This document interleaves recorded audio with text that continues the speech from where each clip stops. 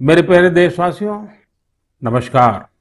Corona के इस कालखंड में पूरी दुनिया अनेक परिवर्तनों के दौर से गुजर रही है। आज जब 2 गज की दूरी एक अनिवार्य जरूरत बन गई है, तो इसी संकट काल ने परिवार के सदस्यों को आपस में जोड़ने और करीब लाने का काम भी किया है। लेकिन इतने लंबे समय तक एक साथ रहना, कैसे रहना, समय कैसे बिताना, हर पल खुशी भरी कैसे हो, तो कई परिवारों को दिक्कतें आई। और उसका कारण था कि जो हमारी परंपराएं थे, जो परिवार में एक प्रकार से संस्कार सरिता के रूप में चलती थी, उसकी कमी महसूस हो रही है। ऐसा लग रहा है कि बहुत से परिवार हैं जहां से ये सब कुछ खत्म हो चुका है, और इसके कारण उस कमी के रहते हुए इस संकट के काल को बिताना भी परिवारों के लिए थोड़ा मुश्किल हो गया। और उसमें एक महत्वपूर्ण बात क्या थी? हर परिवार में कोई न कोई बुजुर्ग, बड़े व्यक्ति परिवार के कहानियां सुनाया करते थे और घर में नई प्रेरणा, नई ऊर्जा भर देते हैं। हमें जरूर एहसास हुआ होगा कि हमारे पूर्वजों ने जो विधाएं बनाई थी, वो आज भी कितनी महत्वपूर्ण है, और जब नहीं होती हैं तो कितनी कमी महसूस होती है। ऐसी ही एक विधा, जैसे मैंने कहा, कहानी सुनाने की कला, स्टोरी टेलिंग। साथियों, कहानियों का इतिहास उतना ही पुराना है जितनी की मानव सभ्यता। Where there is a soul, there is a story. कहानियां लोगों के रचनात्मक और संवेदनशील पक्ष को सामने लाती हैं, उसे प्रकट करती हैं। कहानी की ताकत को महसूस करना हो तो जब कोई माँ अपने छोटे बच्चों को सुलाने के लिए या फिर उसे खाना खिलाने के लिए कहानी सुना रही होती है, तब देखें। मैं अपने जीवन में बहुत लंबे अरसे तक एक परिव्राजक के रूप में रहा। घुमंत ही मेरी जिंदगी थी। हर दिन नया गांव, नए लोग, नए परिवार। लेकिन जब मैं परिवारों में जाता था तो मैं बच्चों से जरूर बात करता था, और कभी कभी बच्चों को कहता था कि चलो भाई मुझे कोई कहानी सुनाओ। तो मैं हैरान था। बच्चे मुझे कहते थे, नहीं अंकल, कहानी नहीं, हम चुटकुला सुनाएंगे। और मुझे भी वो यही कहते थे कि अंकल आप हमें चुटकुला सुनाओ। यानी उनको कहानी से कोई परिचय ही नहीं था। ज्यादातर उनकी जिंदगी चुटकुलों में समाहित हो गई थी। साथियों, भारत में कहानी कहने की या कहें किस्सा गोई की एक समृद्ध परंपरा रही है। हमें गर्व है कि हम उस देश के वासी हैं जहां हितोपदेश और पंचतंत्र की परंपरा रही है, जहां कहानियों में पशु पक्षियों और परियों की काल्पनिक दुनिया गढ़ी गई ताकि विवेक और बुद्धिमत्ता की बातों को आसानी से समझाया जा सके। हमारे यहाँ कथा की परंपरा रही है। ये धार्मिक कहानियां कहने की प्राचीन पद्धति है। इसमें कथाकालक्षेपम भी शामिल रहा है। हमारे यहाँ तरह तरह की लोक कथाएं प्रचलित हैं। तमिलनाडु और केरल में कहानी सुनाने की बहुत ही रोचक पद्धति है। इसे विल्लू पाठ कहा जाता है। इसमें कहानी और संगीत का बहुत ही आकर्षक सामंजस्य होता है। भारत में कठपुतली की जीवंत परंपरा भी रही है। इन दिनों साइंस और साइंस फिक्शन से जुड़ी कहानियां एवं कहानी कहने की विधा लोकप्रिय हो रही है। मैं देख रहा हूं कि कई लोग किस्सा गोई की कला को आगे बढ़ाने के लिए सराहनीय पहल कर रहे हैं। मुझे gaathastory.in जैसी वेबसाइट के बारे में जानकारी मिली, जिसे अमर व्यास बाकी लोगों के साथ मिलकर चलाते हैं। अमर व्यास आईआईएम अहमदाबाद से एमबीए करने के बाद विदेशों में चले गए, फिर वापस आए। इस समय बेंगलुरु में रहते हैं और समय निकालकर कहानियों से जुड़ा इस प्रकार का रोचक कार्य कर रहे हैं। कई ऐसे प्रयास भी हैं जो ग्रामीण भारत की कहानियों को खूब प्रचलित कर रहे हैं। वैशाली व्यवहारे देशपांडे जैसे कई लोग हैं जो इसे मराठी में भी लोकप्रिय बना रहे हैं। चेन्नई की श्री विद्या वीर राघवन भी हमारी संस्कृति से जुड़ी कहानियों को प्रचारित प्रसारित करने में जुटी है। वहीं कथालय और the Indian story telling network नाम की दो वेबसाइट भी इस क्षेत्र में जबरदस्त कार्य कर रही हैं। गीता रामानुजम ने kathalaya.org में कहानियों को केंद्रित किया है। वहीं the Indian story telling network के जरिए भी अलग अलग शहरों के स्टोरी टेलर्स का नेटवर्क तैयार किया जा रहा है। बेंगलुरु में एक विक्रम श्रीधर है जो बापू से जुड़ी कहानियों को लेकर बहुत उत्साहित हैं। और भी कई लोग इस क्षेत्र में काम कर रहे होंगे। आप जरूर उनके बारे में सोशल मीडिया पर शेयर करें। आज हमारे साथ बेंगलुरु स्टोरी टेलिंग सोसाइटी की बहन अपर्णा अथरे और अन्य सदस्य जुड़े हैं। आइए उन्हीं से बात करते हैं और जानते हैं उनके अनुभव। हेलो। नमस्कार आदरणीय प्रधानमंत्री जी, कैसे हैं आप? मैं ठीक हूँ, आप कैसे हैं अपर्णा जी? बिल्कुल बढ़िया सर जी। सबसे पहले मैं बैंगलोर स्टोरी टेलिंग सोसाइटी की ओर से धन्यवाद देना चाहती हूँ कि आपने हमारे जैसे कलाकारों को इस मंच पे बुलाया है और बात कर रहे हैं। और मैंने सुना है कि आज तो शायद आपकी पूरी टीम भी आपके साथ बैठी हुई है। जी जी बिल्कुल बिल्कुल सर। तो अच्छा होगा कि आपकी टीम का परिचय करवा दें ताकि मन की बात के जो श्रोता है उनको परिचय हो जाए कि आप लोग कैसा बड़ा अभियान चला रहे हैं। सर, मैं अपर्णा अत्रेया हूँ। मैं 2 बच्चों की माँ हूँ, एक भारतीय वायुसेना के अफसर की बीवी हूँ और एक पैशनेट स्टोरी टेलर हूँ सर। स्टोरी टेलिंग की शुरुआत 15 साल पहले हुई थी जब मैं सॉफ्टवेयर इंडस्ट्री में काम कर रही थी। तब मैं CSR प्रोजेक्ट्स में वॉलंटरी काम करने के लिए जब गई थी, तब हजारों बच्चों को कहानियों की माध्यम से शिक्षा देने के मौका मिला। और ये कहानी जो मैं बता रही थी वो अपनी दादी माँ से सुनी थी। लेकिन जब कहानी सुनने वक्त मैं जो खुशी उन बच्चों में देखा, मैं क्या बोलूँ आपको, कितनी मुस्कुराहट थी, कितनी खुशी थी। तो उसी समय मैंने तय किया कि स्टोरी टेलिंग मेरे जीवन का एक लक्ष्य होगा सर। आपकी टीम में और कौन है वहाँ? मेरे साथ हैं शैलजा संपत। नमस्कार सर। नमस्ते जी। मैं शैलजा संपत बात कर रही हूँ। मैं तो पहले टीचर थी, उसके बाद जब मेरे बच्चे बड़े हुए तब मैंने थिएटर में काम शुरू किया और फाइनली कहानियों को सुनाने में सबसे ज्यादा संतृप्त मिला। धन्यवाद। मेरे साथ सौम्या है। नमस्कार सर। नमस्ते जी। मैं हूँ सौम्या श्रीनिवासन। मैं एक साइकोलॉजिस्ट हूँ। मैं जो काम करती हूँ बच्चों और बड़े लोगों के साथ, उसमें मैं कहानियों के द्वारा मनुष्य के नव रसाओं को जगाने में कोशिश करती हूँ और उसके साथ चर्चे भी करती हूँ। ये मेरी लक्ष्य है, healing and transformative story telling.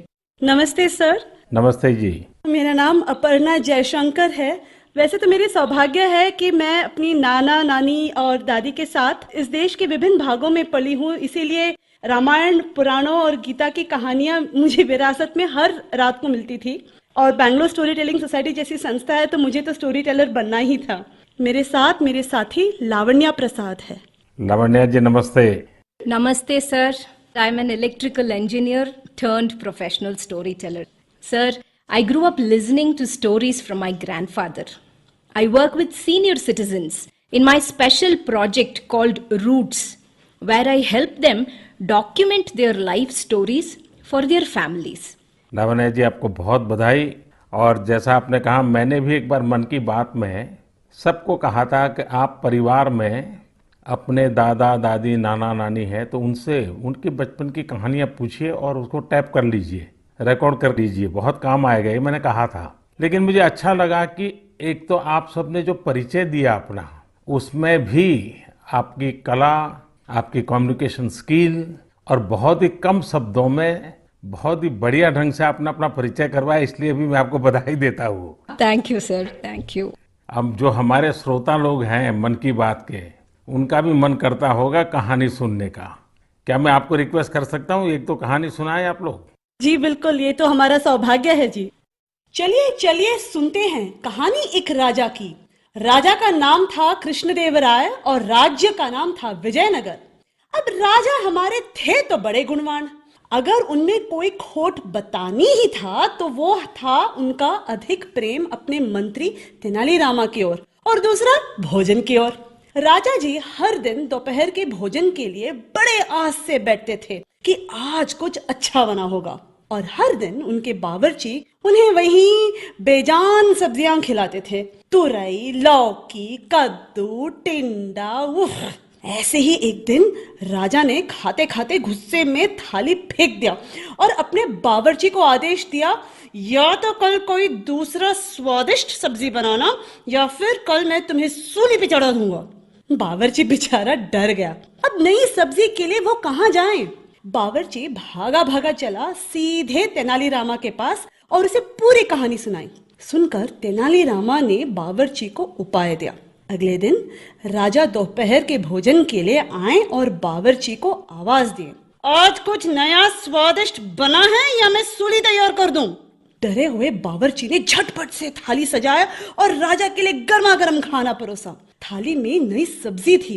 राजा उत्साहित हुए और थोड़ी सी सब्जी चखे। वाह, क्या सब्जी थी! ना तुरई की तरह फीकी थी, ना कद्दू की तरह मीठी थी। बावर्ची ने जो भी मसाला भून के कूट के डाला था, सब अच्छी तरह से चढ़ी थी। उंगलियां चाटते हुए संतुष्ट राजा ने बावर्ची को बुलाया और पूछा कि ये कौन सी सब्जी है, इसका नाम क्या है? जैसे सिखाया गया था वैसे ही बावर्ची ने उत्तर दिया, महाराज, ये मुकुटधारी बैंगन है। प्रभु, ठीक आप ही की तरह यह भी सब्जियों का राजा है और इसीलिए बाकी सब्जियों ने बैंगन को मुकुट पहनाया। राजा खुश हुए और घोषित किए, आज से हम यही मुकुटधारी बैंगन खाएंगे, और सिर्फ हम ही नहीं, हमारे राज्य में भी सिर्फ बैंगन ही बनेगा और कोई सब्जी नहीं बनेगी। राजा और प्रजा दोनों खुश थे। यानी पहले पहले तो सब खुश थे कि उन्हें नई सब्जी मिली है, लेकिन जैसे ही दिन बढ़ते गए सुर थोड़ा कम होता गया।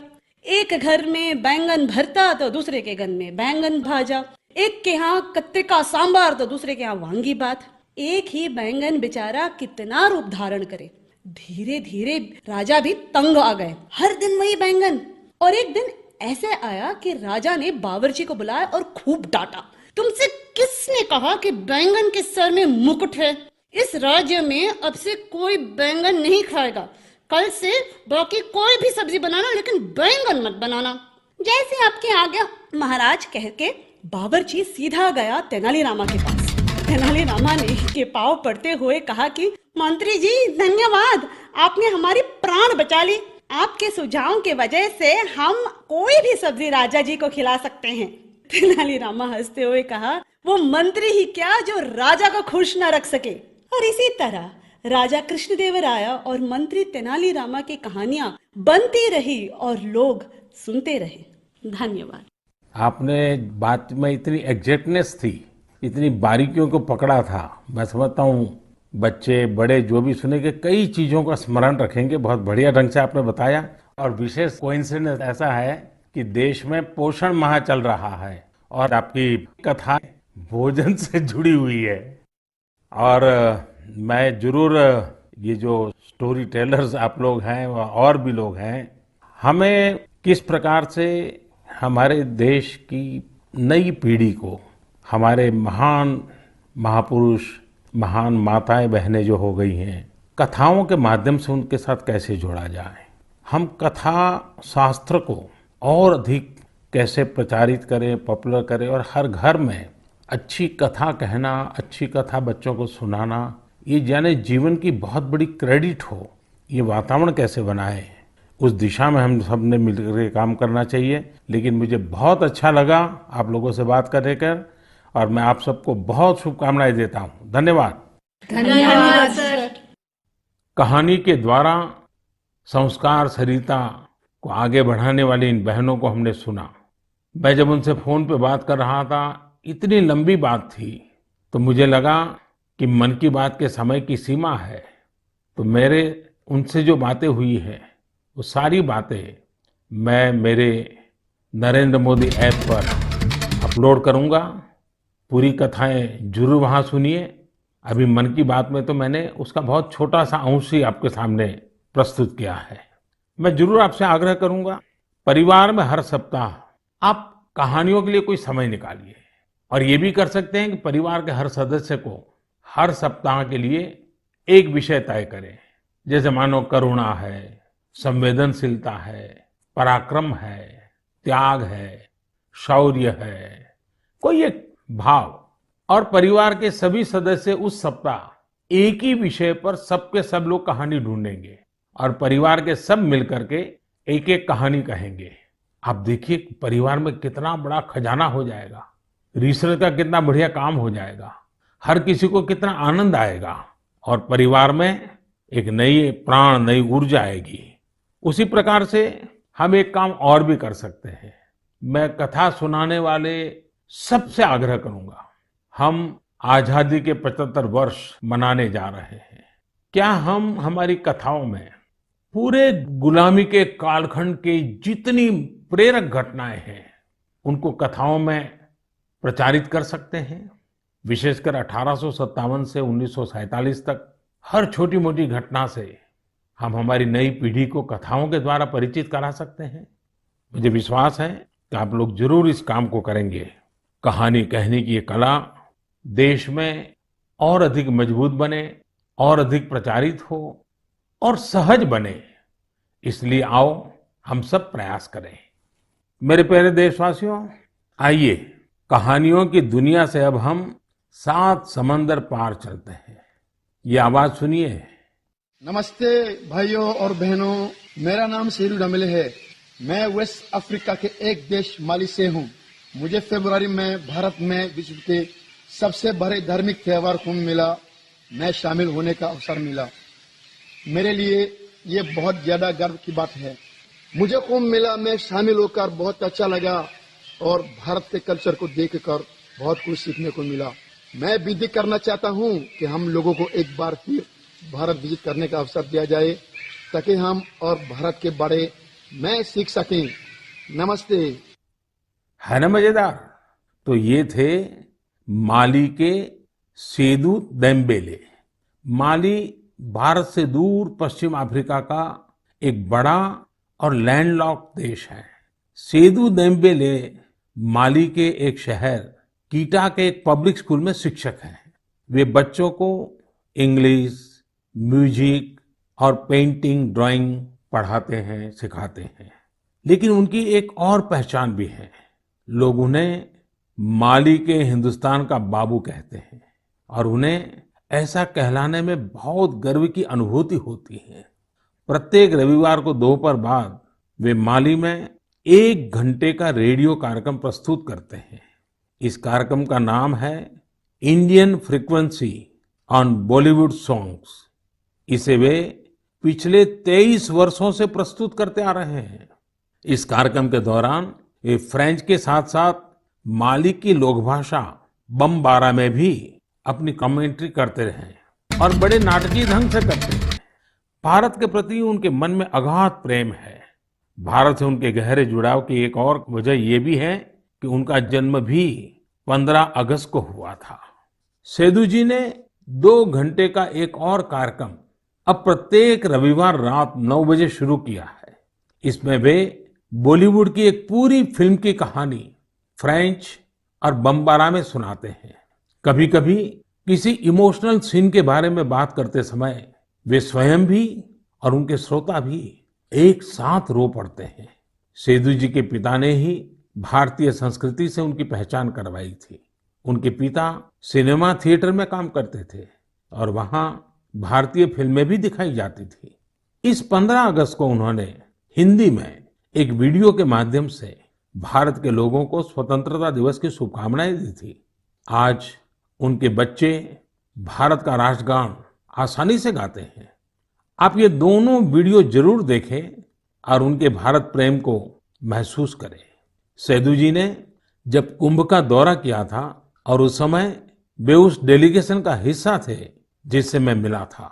भारत के लिए उनका इस प्रकार का जुनून, स्नेह और प्यार वाकई हम सब के लिए गर्व की बात है।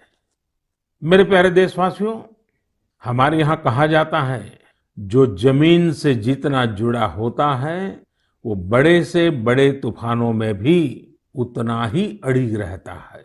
कोरोना के इस कठिन समय में हमारा कृषि क्षेत्र, हमारा किसान इसका जीवंत उदाहरण है। संकट के इस काल में भी हमारे देश के कृषि क्षेत्र ने फिर अपना दमखम दिखाया है। साथियों, देश का कृषि क्षेत्र, हमारे किसान, हमारे गांव आत्मनिर्भर भारत का आधार है। ये मजबूत होंगे तो आत्मनिर्भर भारत की नींव मजबूत होगी। बीते कुछ समय में इन क्षेत्रों ने खुद को अनेक बंदिशों से आजाद किया है, अनेक मिथकों को तोड़ने का प्रयास किया है।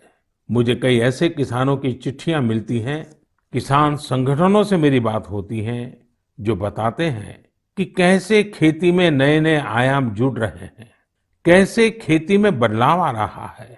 जो मैंने उनसे सुना है, जो मैंने औरों से सुना है, मेरा मन करता है आज मन की बात में उन किसानों की कुछ बातें जरूर आपको बताऊं। हरियाणा के सोनीपत जिले के हमारे एक किसान भाई रहते हैं, उनका नाम है श्री कंवर चौहान।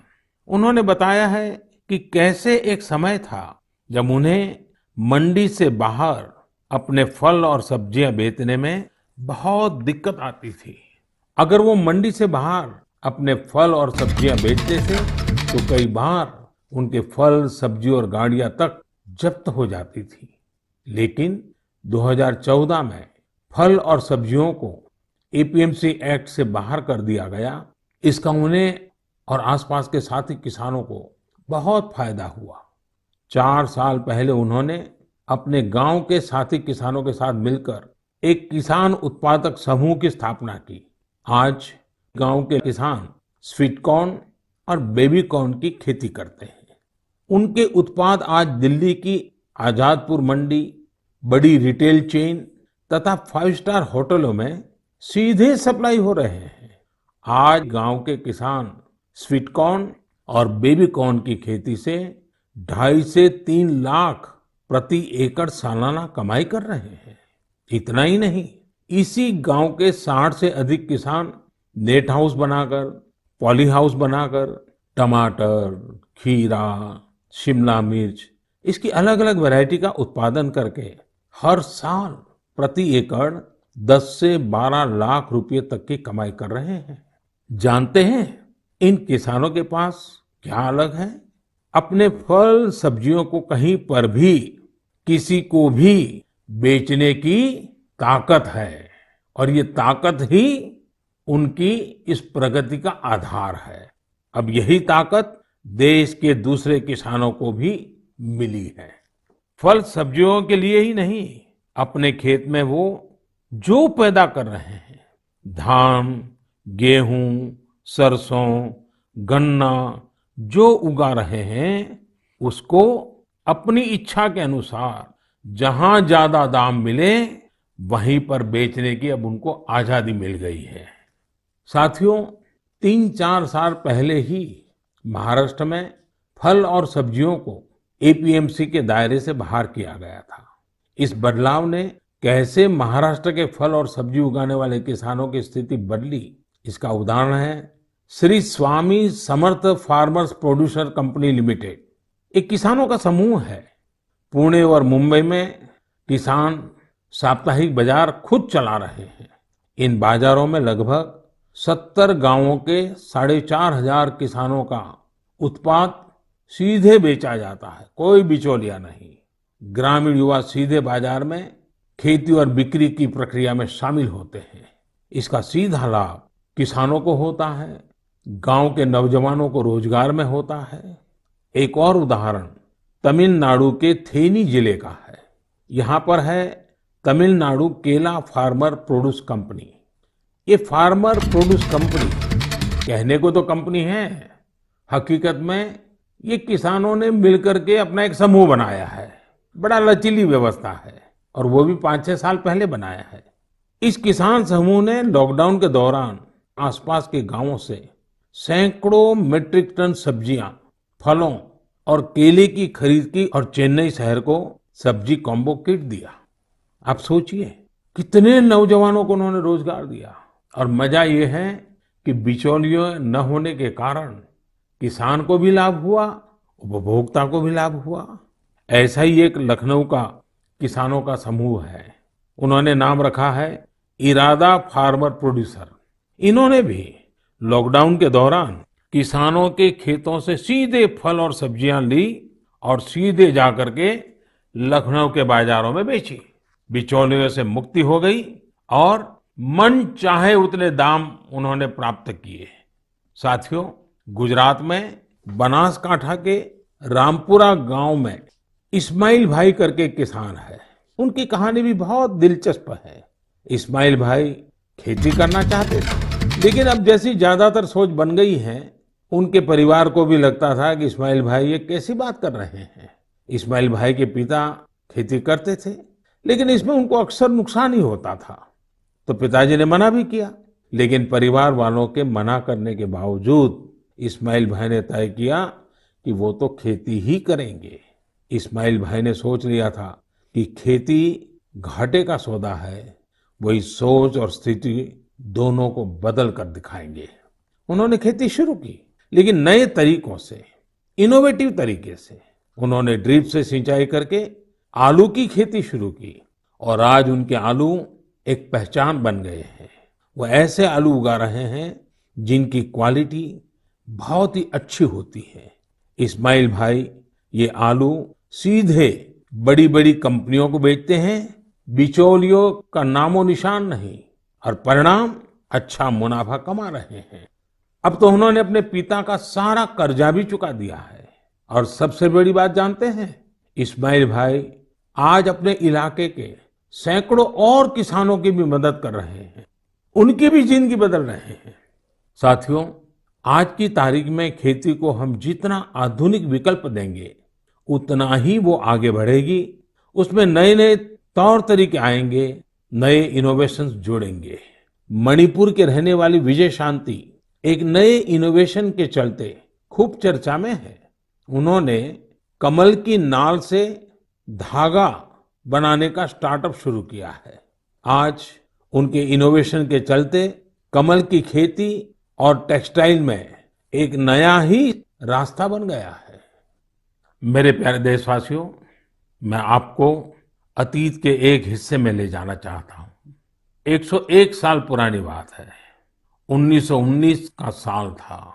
अंग्रेजी हुकूमत ने जलियांवाला बाग में निर्दोष लोगों का कत्लेआम किया था। इस नरसंहार के बाद एक 12 साल का लड़का उस घटना स्थल पर गया। वह खुशमिजाज और चंचल बालक, लेकिन उसने जलियांवाला बाग में जो देखा वह उसकी सोच के परे था। वह स्तब्ध था, यह सोचकर कि कोई भी इतना निर्दयी कैसे हो सकता है। वह मासूम गुस्से की आग में जलने लगा था। उसी जलियांवाला बाग में उसने अंग्रेजी शासन के खिलाफ लड़ने की कसम खाई। क्या आपको पता चला कि मैं किसकी बात कर रहा हूं? हाँ, मैं शहीद वीर भगत सिंह की बात कर रहा हूं। कल 28 सितंबर को हम शहीद वीर भगत सिंह की जयंती मनाएंगे।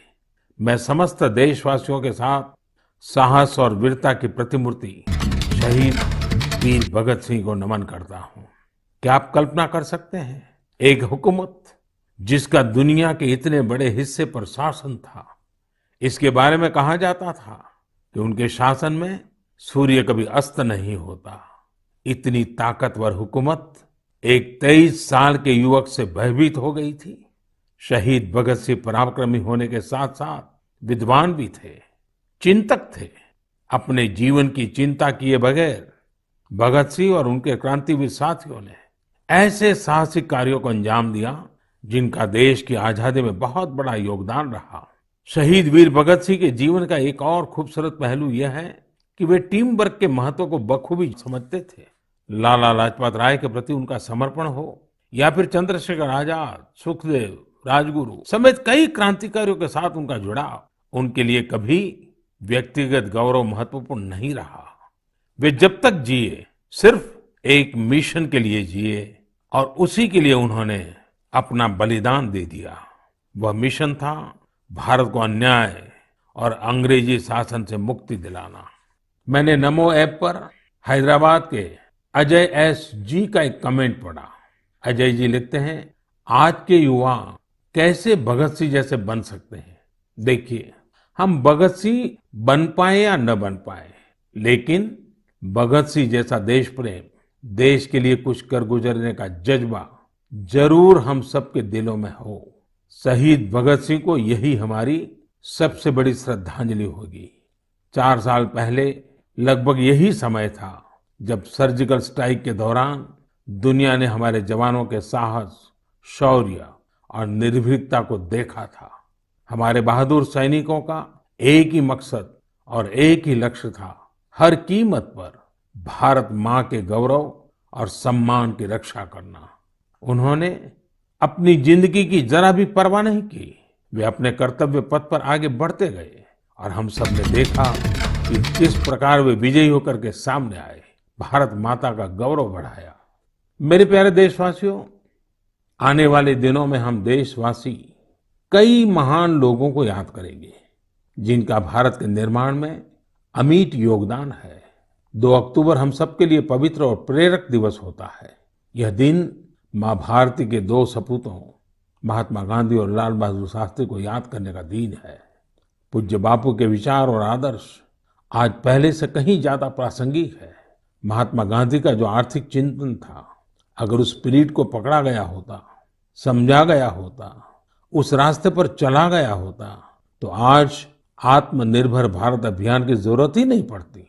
गांधी जी के आर्थिक चिंतन में भारत की नस नस की समझ थी, भारत की खुशबू थी। पूज्य बापू का जीवन हमें याद दिलाता है कि हम ये सुनिश्चित करें कि हमारा हर कार्य ऐसा हो जिससे गरीब से गरीब व्यक्ति का भला हो। वहीं शास्त्री जी का जीवन हमें विनम्रता और सादगी का संदेश देता है। 11 अक्टूबर का दिन भी हमारे लिए बहुत ही विशेष होता है। इस दिन हम भारत रत्न लोकनायक जयप्रकाश जी को उनकी जयंती पर स्मरण करते हैं। जेपी ने हमारे लोकतांत्रिक मूल्यों की रक्षा में अग्रणी भूमिका निभाई है। हम भारत रत्न नानाजी देशमुख को भी याद करते हैं, जिनकी जयंती भी 11 तारीख को ही है। नानाजी देशमुख जयप्रकाश नारायण जी के बहुत निकट साथी थे। जब जेपी भ्रष्टाचार के खिलाफ जंग लड़ रहे थे तो पटना में उन पर प्राण घातक हमला किया गया था। तब नानाजी देशमुख ने वो वार अपने ऊपर ले लिया था। इस हमले में नानाजी को काफी चोट आई थी, लेकिन जेपी का जीवन बचाने में वो कामयाब रहे थे। इस 12 अक्टूबर को राजमाता विजयाराजे सिंधिया जी की भी जयंती है। उन्होंने अपना पूरा जीवन लोगों की सेवा में समर्पित कर दिया। वे एक राज परिवार से थी। उनके पास संपत्ति, शक्ति और दूसरे संसाधनों की कोई कमी नहीं थी, लेकिन फिर भी उन्होंने अपना जीवन एक माँ की तरह वात्सल्य भाव से जन सेवा के लिए खपा दिया। उनका हृदय बहुत उदार था। इस 12 अक्टूबर को उनके जन्म शताब्दी वर्ष के समारोह का समापन दिवस होगा। और आज जब मैं राजमाता जी की बात कर रहा हूँ तो मुझे भी एक बहुत ही भावुक घटना याद आती है। वैसे तो उनके साथ बहुत सालों तक काम करने का मौका मिला, कई घटनाएं हैं, लेकिन मेरा मन करता है मैं आज एक घटना का जरूर जिक्र करूं। कन्याकुमारी से कश्मीर हम एकता यात्रा लेकर के निकले थे। डॉक्टर मुरली मनोहर जोशी जी के नेतृत्व में यात्रा चल रही थी। दिसंबर जनवरी कड़ाके के ठंड के दिन थे। हम रात को करीब 12-1 बजे मध्य प्रदेश ग्वालियर के पास शिवपुरी पहुंचे। निवास स्थान पर जाकर के, क्योंकि दिन भर की थकान होती थी, नहा धो करके सोते थे और सुबह की तैयारी कर लेते थे।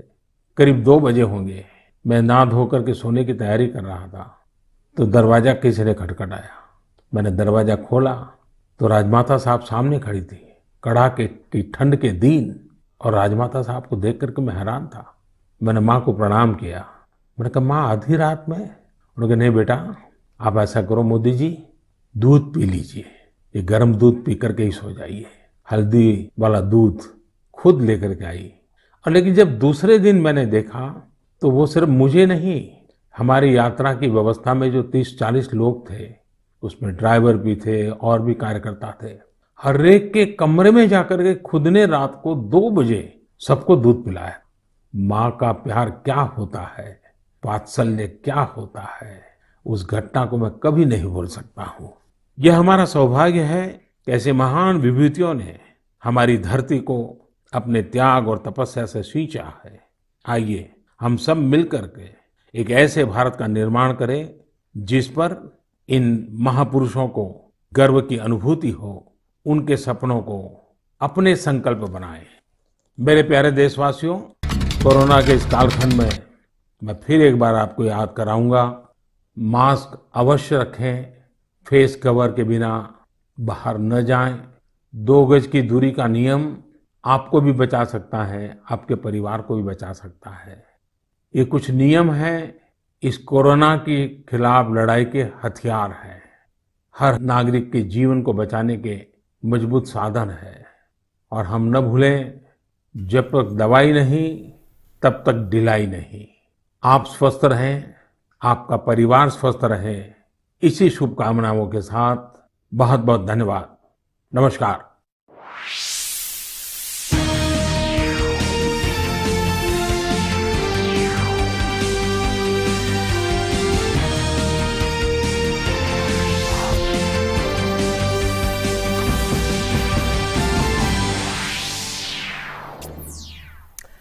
आप सुन रहे थे प्रधानमंत्री का मासिक कार्यक्रम मन की बात। आज उसकी 69वीं कड़ी थी और जिस तरह से प्रधानमंत्री ने मन की बात की शुरुआत की तो 3 अहम मुद्दों पर उन्होंने फोकस किया। सबसे पहले उन्होंने कहा कि कोरोना काल ने किस तरह से हमें साथ रहना सिखाया और साथ रहने के लिए जब परिवार साथ रहता है तो उसमें बुजुर्ग भी होते हैं और कैसे कहानियों के जरिए बुजुर्गों ने अपने परिवारों को जोड़ा है और परिवारों में कहानियां सुनाकर किस तरह से ऊर्जा, प्रोत्साहन और प्रेरणा को बल मिला। क्योंकि जो कहानियां होती हैं वो रचनात्मक तो होती ही हैं, साथ ही साथ वो संवेदनशीलता का एक पक्ष है उसे भी उजागर करती हैं। कैसे परिवारों में जाकर जब प्रधानमंत्री ने अपना जो अनुभव साझा किया, आज उन्होंने कहा जब वो परिवारों में जाते थे तो लोगों से पूछते थे, बच्चों से बात करते थे और कहते थे कि आप